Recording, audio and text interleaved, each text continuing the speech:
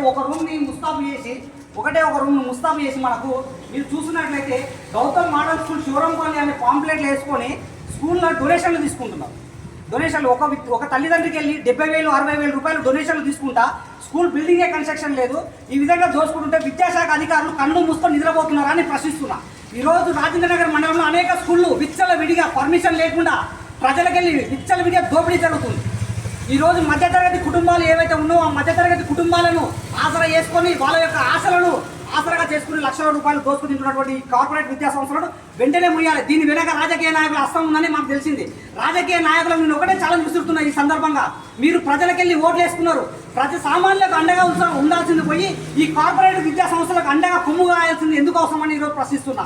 అంటే సామాన్యుల పక్షమా లేకపోతే ఈ కార్పొరేట్ విద్యా సంస్థల పక్షమా మీరు చేర్చుకోవాల్సిన అవసరం రాజకీయ నాయకులకు కూడా ఉంది. ఈ సందర్భంగా నేను చెప్తున్నా.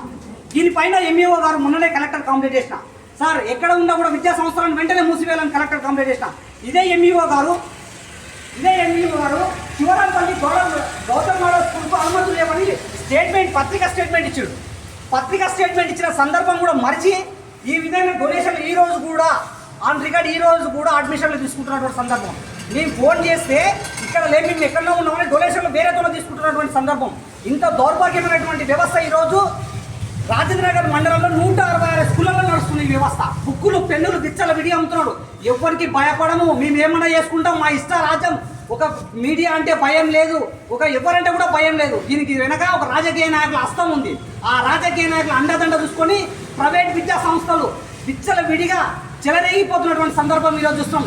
ఈ యొక్క సమాజం తరఫున, ఈ యొక్క నిరుపేదల ప్రజల తరఫున నేను ప్రశ్నిస్తున్నా. ఈరోజు మీరు ఎందుకు మీ కళ్ళకు కనిపించడం లేదా ఈ యొక్క అవినీతి భాగోగం? ఒక యూకేజీ పిల్లగానికి 70,000 నుంచి 80,000 రూపాయలు వసూలు చేసినటువంటి సందర్భం. మరి సామాన్య ప్రజలు ఏ విధంగా కట్టుబిట్టి చేస్తారు? ఈ కార్పొరేట్ విద్యా సంస్థ అరికట్టాల్సింది ఉన్నత విద్యాధికారులు.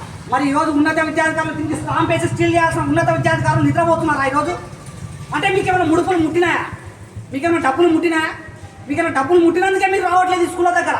లేకపోతే ఎందుకు మీకు ఈ స్కూళ్ళని ఎందుకు ఇంత విచ్చలవిడిగా పర్మిషన్ లేకుండా నడుపుతున్నటువంటి స్కూళ్ళ మీద ఎందుకు ఇప్పటివరకు చర్యలు తీసుకోరు? కాబట్టి తక్షణమే మండల విద్యాధికారి ఎక్కడ ఉన్నా రావాలి, ఈ స్కూల్ని వెంటనే సీజ్ చేయాలి. లేకపోతే భవిష్యత్తులో ఏ స్కూళ్ళ మీద కూడా ప్రైవేట్ స్కూళ్ళ పైన తెలంగాణ సామాజిక విద్యార్థి సంఘం పోరాటం ఆపదు.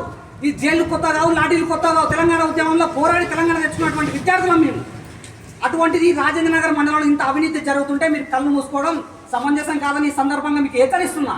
లేకపోతే ఈ స్కూల్ కానీ వెంటనే సీజ్ కాకపోతే తెలంగాణ సామాజిక విద్యార్థి సంఘం టీఈఓ ఆఫీస్ కానీ ఎంఈఓ ఆఫీసులు కానీ ముట్టడించడానికి కూడా వెనుకాడపోదని హెచ్చరిస్తున్నా. ఈ విధంగా ఉన్నత విద్యాధికారులకు హెచ్చరిస్తున్న. ఖబర్దార్, మీరు వచ్చి వెంటనే స్కూల్ సీజ్ చేయాలి.